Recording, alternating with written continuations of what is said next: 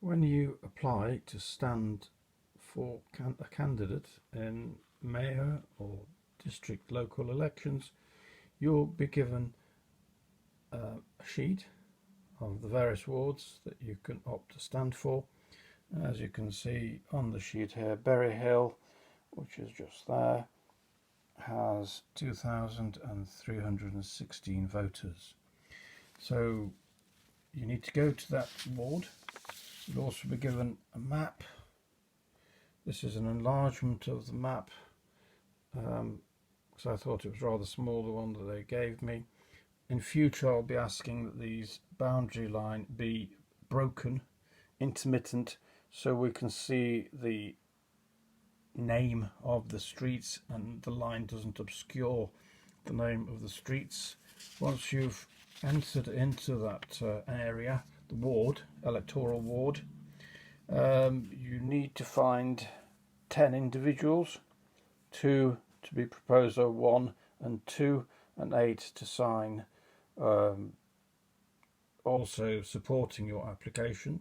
So you need to convince 10 people that you will act in the interest of the electorate within that ward and ask them to sign. This is a public document. It's available in the libraries.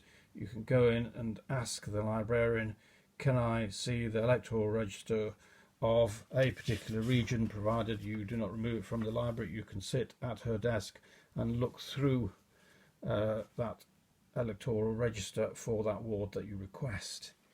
So, Mansfield District Council, Register of Elections 2019.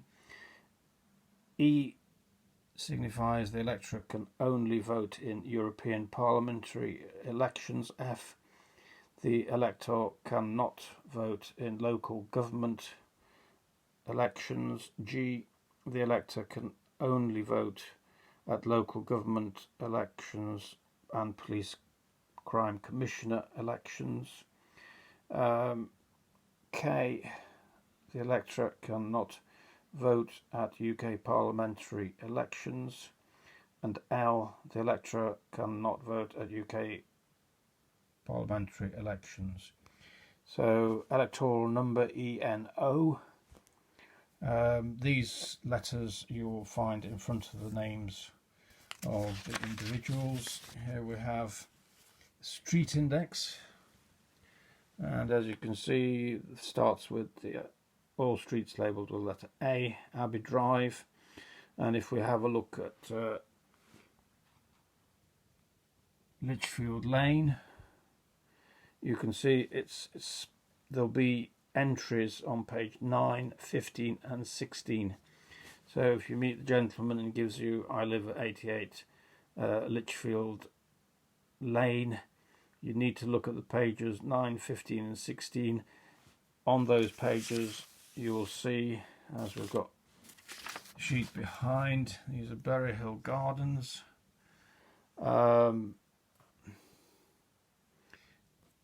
The electoral number increasing, and then you have the name and the house number at which the individual lives. So he'll give you your house number, the postcode and house number, and then you've got to search through all the house numbers to the house number that he's given you, and you'll have BHA, that's the region, and then his number 102. So you are given effectively an index of all the streets should you get lost delivering the electoral letters. And if you start with the first page and then progress to the next page and so on right through to the end, that will lead you on a postman's run effectively. So you start at the beginning of the street, you do the numbers as a postman would on one side of the street, for example the right hand side of the street, then you'll be given the side street on the right. You go in posting the evens. As you come out, you post the odds, starting with the largest number deepest into the street, and then going down lower and lower and lower till you get to 1, and then you go back on that main street that you started. So it may look, as you see, higgledy-piggledy here, that Lichfield Lane is on page 9 and then 15 and 16. That's because of the side streets. So the most efficient way of delivering the postal letters to the electorate is by following what is laid out on the register of electors, because all these are in order. So effectively, if you start on the very first